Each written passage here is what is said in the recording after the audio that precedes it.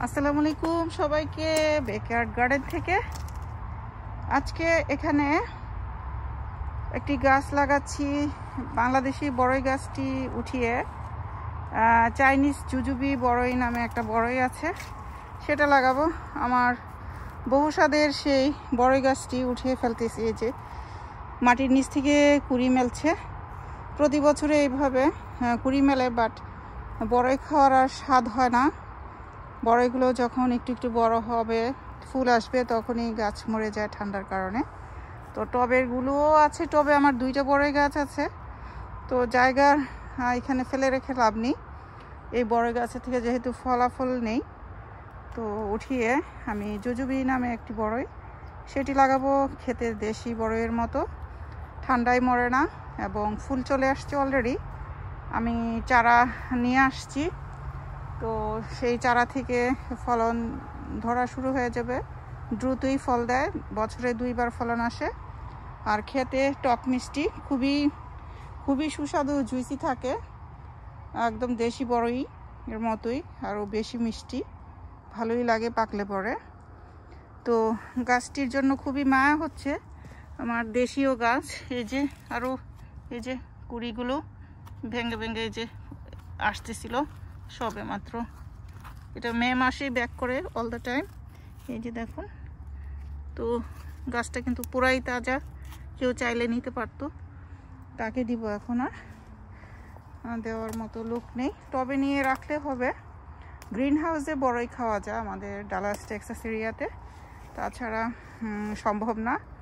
গ্যারেজে নিয়েও আমার বড়ইগুলো মারা যায় প্রত্যেক বছরই, কালো হয়ে যায় আর কি। গ্যারেজে তো ঠান্ডা থাকে, আমি হিটিংয়ের ব্যবস্থা করি না, তো যার দরুন বড়ই খাওয়ার আর স্বাদ হয় না। কিন্তু একটা বড়ই গাছ আছে, ভাবতেও অনেক শান্তি লাগে যে আমার দেশীয় বড়ই গাছ, দেশীয় আম গাছ, দেশীয় পেয়ারা গাছ, এগুলো রাখার চেষ্টা করতেছি।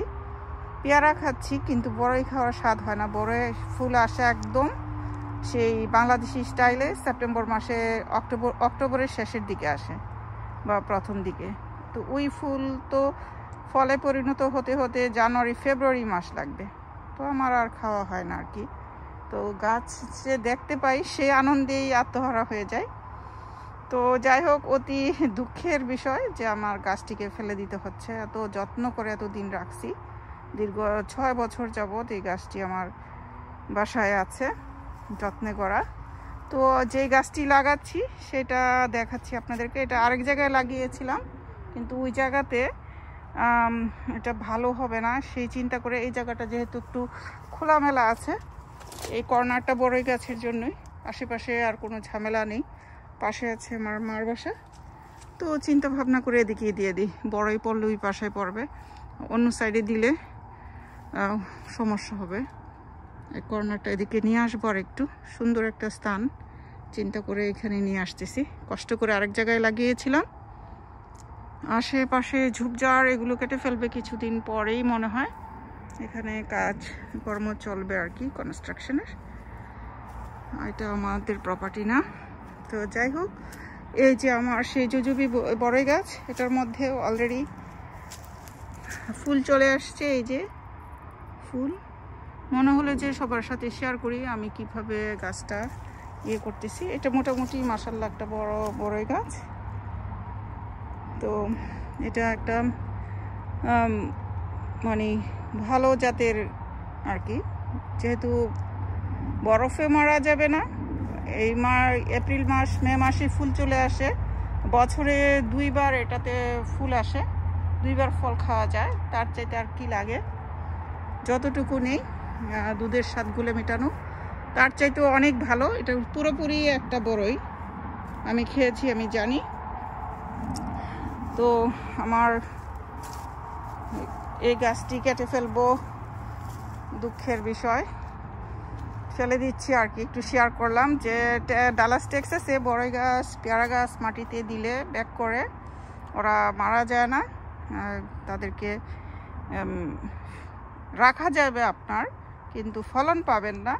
পেয়ারা গাছও দিয়ে দেখেছি, ওই মানে ডালপালা বড় হতে হতেই ফুল আসার সময় হয় তখনটা এসে মারা যায়, কেননা নতুন করে ডালপালা গজালে তার একটা শক্তির বিষয়। গাছপালা তো পুষ্ট বা এটা স্ট্রং না হলে ফুল আসে না গাছের মধ্যে, যার জন্য টবে রাখা ভালো। আমাদের দেশীয় ফুল ফল গাছগুলো যেগুলো ফলন দেয়, এগুলোকে টবে রাখলে আপনি খেতে পারবেন। তো ভিডিওটা আমি এন্ড করব। সবাইকে বিদায় জানিয়ে আল্লাহ সবাইকে ভালো রাখুন, সুস্থ রাখুন এই কামনায়। আসসালামু আলাইকুম, আল্লাহ হাফিজ।